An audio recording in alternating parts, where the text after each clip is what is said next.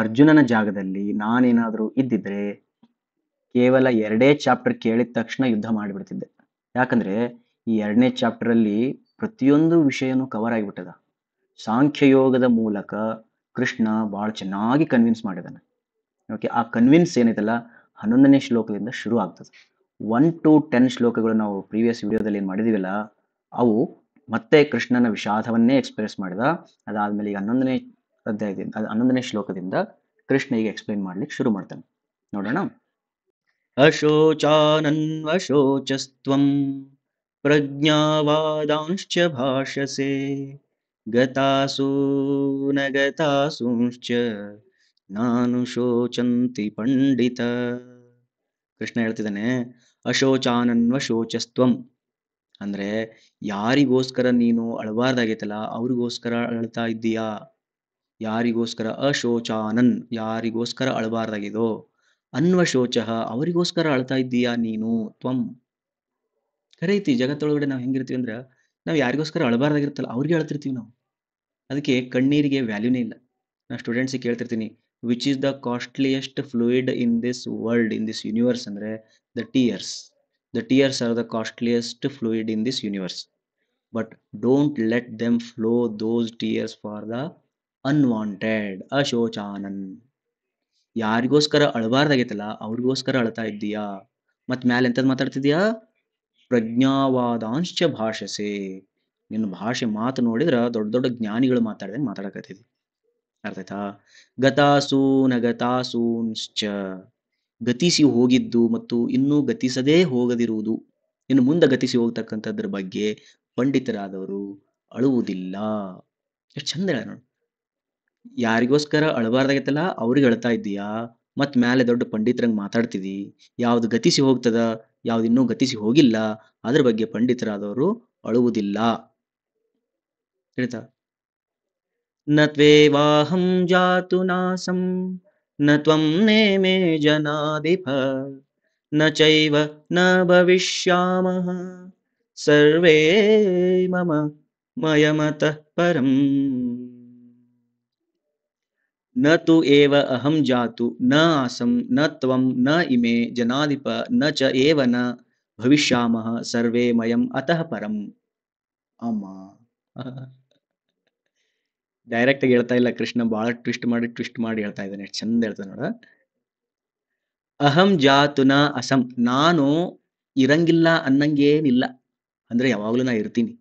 ಅದೇ ರೀತಿ ತ್ವಂ ನ ತು ಏವ, ನೀನೂ ಇರಂಗಿಲ್ಲ ಅನ್ನಂಗೇನಿಲ್ಲ. ಅಂದ್ರೆ ಯುದ್ಧ ಮಾಡಿ ಅಕಸ್ಮಾತ್ ನಾವು ಸತ್ವಿ ಅಂತ ತಿಳ್ಕೊ, ನಾ ಇರಂಗೇ ಇಲ್ಲ, ಸತ್ತು ಹೋದೆ ಅಂದ್ರೆ ಹೋಗೇ ಬಿಟ್ಟೆ ಅಂತ ಏನಿಲ್ಲ. ನೀನ್ ಸತ್ಯ ಅಂದ್ರೆ ನೀನು ಹೋಗೇ ಬಿಟ್ಟಿ ಅನ್ನಂಗೆ ಏನಿಲ್ಲ. ಇಮೇ ಜನಾಧಿಪಹನ, ಅಂದ್ರೆ ಈ ರಾಜರುಗಳು ಏನದಾರಲ್ಲ ಜನಾಧಿಪಹ, ಅವರು ರಾಜರುಗಳು ಸತ್ರ ಅಂತ ತಿಳ್ಕೊ, ಅವರು ಏನು ಹೋಗೇ ಬಿಟ್ರ ಅನ್ನಂಗೆ ಏನಿಲ್ಲ. ಆಯ್ತಾ? ಏವನ ಭವಿಷ್ಯಾಮಹ ಸರ್ವೇ ಮಯಂ ಅತಃ ಪರಂ, ಮುಂದೆ ಭವಿಷ್ಯದಲ್ಲೂ ಕೂಡ ಯಾರೂ ಇರಂಗಿಲ್ಲ ಅನ್ನಂಗೇನಿಲ್ಲ. ಅಂದ್ರ ಎಲ್ಲರೂ ಇರ್ತಾರೆ. ನೀ ಹೊಡೆದ ತಕ್ಷಣ ಅವ್ರು ಸತ್ತು ಹೋಗ್ತಾರ ಅಂತ ಏನಿಲ್ಲ. ನೀ ಅವ್ರನ್ನ ಬಿಟ್ಟು ಬಿಟ್ಟಿ ಅಂದ್ರೆ ಅವ್ರು ಹಾಳಾಗಿ ಹೋದ್ರು ಅಂತ ಏನಿಲ್ಲ. ನಿನ್ನ ದಾರಿ ನೀನ್ ನೋಡ್ಕೋ, ನಿನ್ನಷ್ಟಕ್ಕೆ ನೀನ್ ಇರು, ಬಹಳ ಯೋಚನೆ ಮಾಡ್ಬೇಡ.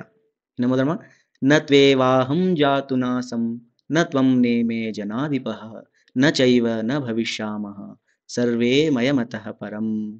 ನ ಜಾತು, ನಾನು ಯಾವಾಗ್ಲೂ ಇರಂಗಿಲ್ಲ ಅನ್ನಂಗೇನಿಲ್ಲ, ನೀನು ಯಾವಾಗ್ಲೂ ಇರಂಗಿಲ್ಲ ಅನ್ನಂಗೇನಿಲ್ಲ, ಈ ರಾಜರುಗಳು ಸತ್ತ ಮೇಲೆ ಇರಂಗಿಲ್ಲ ಅನ್ನಂಗೇನಿಲ್ಲ, ಮತ್ತೆ ಭವಿಷ್ಯದಲ್ಲಿ ಯಾರೂ ಇರಂಗಿಲ್ಲ ಅನ್ನೋಂಗೇನಿಲ್ಲ. ಎಲ್ಲರೂ ಇರ್ತಾರೆ, ಎಲ್ಲರೂ ಇರಂಗಿಲ್ಲ. ಇದೇ ಈ ಮತ್ತೆ ಮೇಲೆ ಈ ಶ್ಲೋಕ.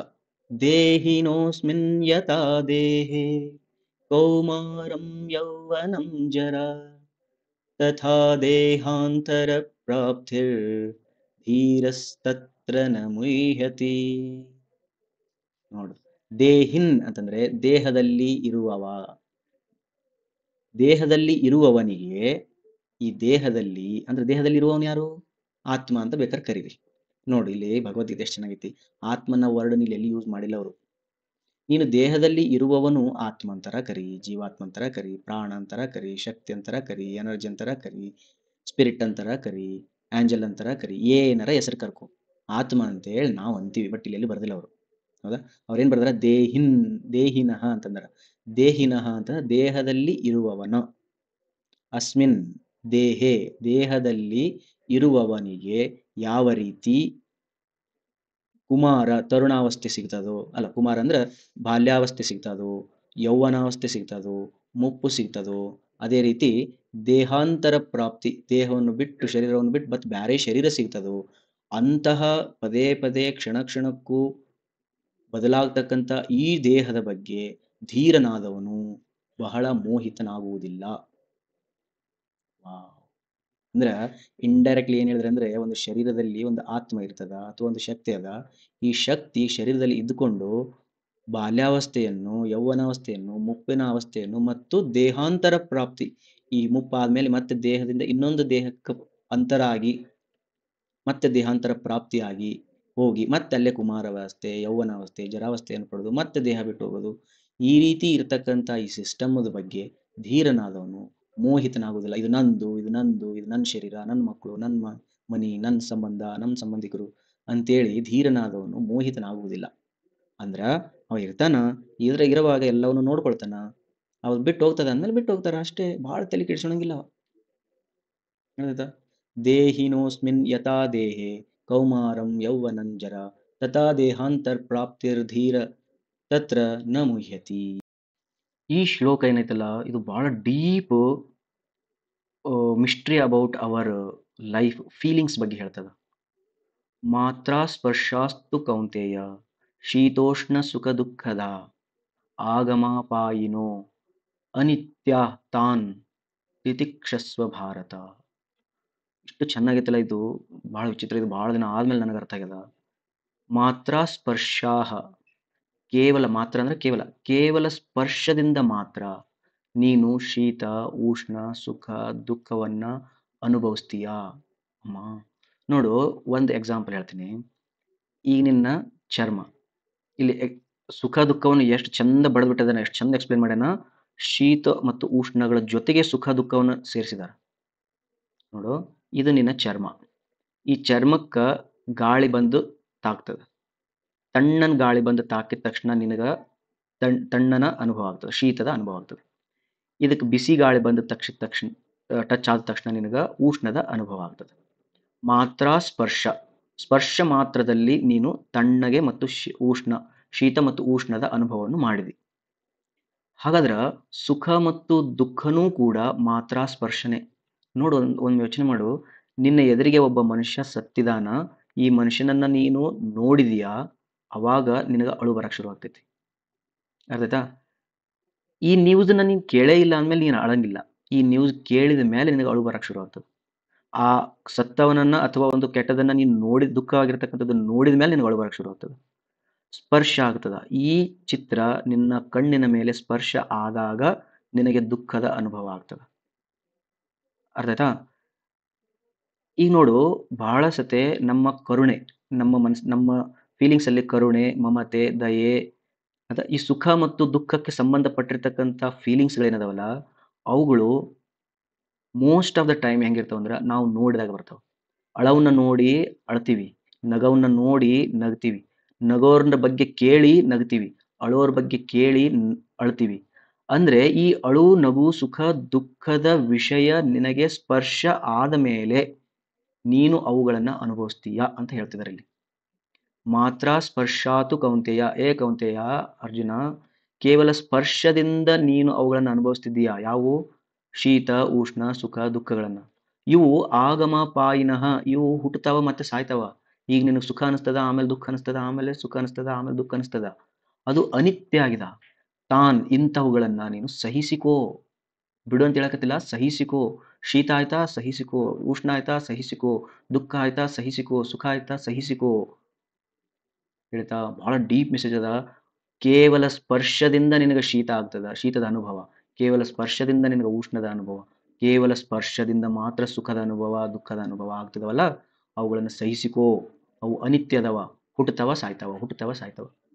ಇಲ್ಲಿ ಅರ್ಜುನನಿಗೆ ದುಃಖ ಆಗ್ತದ. ಏನನ್ನ ನೋಡಿ? ಕೌರವರ ಸೈನ್ಯವನ್ನ ನೋಡಿ, ಇವರೆಲ್ಲ ನಮ್ಮವರು ಅಂತ ತಿಳ್ಕೊಂಡ ಮೇಲೆ ಅವನಿಗೆ ದುಃಖ ಆಗ್ತದ. ತಾನು ಇವ್ರನ್ನೆಲ್ಲ ಸಾಯಿಸ್ತೀನಿ, ಸಾಯ್ಸಕ್ ಬಂದೀನಿ ಅಂತೇಳಿ ನೋಡಿದ ತಕ್ಷಣ ದುಃಖ ಆಗ್ತದ. ಈ ದೃಶ್ಯ ಇವನ ಕಣ್ಣಿನ ಪಟಲದ ಮೇಲೆ ಸ್ಪರ್ಶ ಆದ್ಮೇಲೆ ಅವನಿಗೆ ದುಃಖದ ಅನುಭವ ಆಗತ್ತಲ್ಲ, ಇದು ತಪ್ಪು, ಇಂಥದ್ದನ್ನ ಸಹಿಸಿಕೋ ಅಂತ ಹೇಳ್ತಿದ್ದಾನೆ. ಇವತ್ತು 3 ಶ್ಲೋಕ ಸಾಕು. 3 ಆಗಿದಾವಲ್ಲ, 1 2 3 4 ಶ್ಲೋಕಗಳು ಸಾಕು. ಬಹಳ ಡೀಪ್ ಅದಾವ, ಇವನ್ ಚೆನ್ನಾಗಿ ಅರ್ಥ ಮಾಡ್ಕೊಳ್ರಿ. ಅಶೋಚಾನನ್ವಶೋಚಸ್ತ್ವಂ ಪ್ರಜ್ಞಾವಾದಾಂಶ ಭಾಷಸೆ. ಯಾರಿಗೋಸ್ಕರ ಅಳಬಾರ್ದಾಗೈತಲ್ಲ ಅವ್ರಿಗೋಸ್ಕರ ಅಳಬಾಡ್ರಿ, ಭಾಳ ದೊಡ್ಡ ಪಂಡಿತರಂಗೆ ಮಾತಾಡೋಕೆ ಹೋಗ್ಬೇಡ್ರಿ. ಗತಾಸೂನ ಅಗತಾಸೂನಶ್ಚ ನಾನು ಶೋಚಂತಿ ಪಂಡಿತ. ಗತಿಸಿ ಹೋಗ್ತಕ್ಕಂಥದ್ದು ಇನ್ನೂ ಗತಿಸದೇ ಇರತಕ್ಕಂಥದ್ರ ಬಗ್ಗೆ ಪಂಡಿತರಾದವರು ಯೋಚನೆ ಮಾಡೋದಿಲ್ಲ. ನ ತ್ವೇವಾಹಂ ಜಾತು ನಾಸಂ ನ ತ್ವಂ ನೇಮೇ ಜನಾಧಿಪಃ ನ ಚೈವ ನ ಭವಿಷ್ಯಾಮ ಸರ್ವೇ ಮಯಮತಃ ಪರಂ. ನಾನು ಇವಾಗ ಇರಂಗಿಲ್ಲ ನಂಗಿಲ್ಲ, ಮುಂದೆ ಇರಂಗಿಲ್ಲ ನಂಗಿಲ್ಲ, ನೀನು ಮುಂದೆ ಇರಂಗಿಲ್ಲ ನಂಗಿಲ್ಲ, ಈಗ ಇರಂಗಿಲ್ಲ ನಂಗಿಲ್ಲ, ರಾಜರುಗಳು ಏನು ಸುತ್ತಮುತ್ತ ನೋಡಕತ್ತಿರಲ್ಲ, ನೈಬರ್ಸ್ ಗೀಬರ್ಸ್ ಎಲ್ಲರೂ ಇರಂಗಿಲ್ಲ ನಂಗೆ ಏನಿಲ್ಲ, ಯಾವೆಲ್ಲ ಸಮಯದೊಳಗೂ ಇರ್ತಾರ, ಮುಂದೆ ಭವಿಷ್ಯದೊಳಗೂ ಅವ್ರು ಇರಂಗಿಲ್ಲ ನಂಗೆ ಏನಿಲ್ಲ, ಅವರು ಇರ್ತಾರ. ದೇಹಿನೋಸ್ಮಿನ್ ಯಥಾ ದೇಹೆ ಕೌಮಾರಂ ಯೌವನಂ ಜರ ತಥಾ ದೇಹಾಂತರ ಪ್ರಾಪ್ತಿರ್ ಧೀರಸ್ತತ್ರ ನ ಮುಹ್ಯತೆ. ದೇಹದಲ್ಲಿ ಇರ್ತಕ್ಕಂಥ ದೇಹಿನ್ ಏನದನಲ್ಲ, ಆತ್ಮ ಅಥವಾ ಜೀವ, ಅವನು ಈ ಶರೀರದಲ್ಲಿ ಬಾಲ್ಯಾವಸ್ಥೆಯನ್ನು ನೋಡ್ತಾನ, ಯೌವನಾವಸ್ಥೆಯನ್ನು ನೋಡ್ತಾನ, ಮುಪ್ಪಾವಸ್ಥೆಯನ್ನು ನೋಡ್ತಾನ, ಮತ್ತೆ ದೇಹವನ್ನು ಬಿಟ್ಟು ಇನ್ನೊಂದು ದೇಹವನ್ನು ಪಡಿತಾನ. ಇಂಥದ್ರ ಬಗ್ಗೆ ಧೀರರಾದವರು ಮೋಹಿತರಾಗುವುದಿಲ್ಲ. ಮಾತ್ರ ಸ್ಪರ್ಶಾಸ್ತು ಕೌಂತೆಯ ಶೀತೋಷ್ಣ ಸುಖ ದುಃಖದಃ ಆಗಮ ಪಾಯಿನೋ ನಿತ್ಯ ಅನಿತ್ಯ ತಾನ್ ತಿತಿಕ್ಷಸ್ವ ಭಾರತ. ಕೇವಲ ಸ್ಪರ್ಶದಿಂದ ಆಗ್ತಕ್ಕಂಥ ಈ ಶೀತ ಉಷ್ಣ ಸುಖ ದುಃಖಗಳನ್ನ ಸಹಿಸಿಕೋ. ಅವು ಹುಟ್ಟತಾವ ಸಾಯ್ತಾವ, ಹುಟ್ಟತಾವ ಸಾಯ್ತಾವ, ಅನಿತ್ಯ ಅದಾವ, ಅವ್ನು ಸಹಿಸಿಕೋ ಅಂತ ಹೇಳ್ತಿದ್ರು. Thank you very much.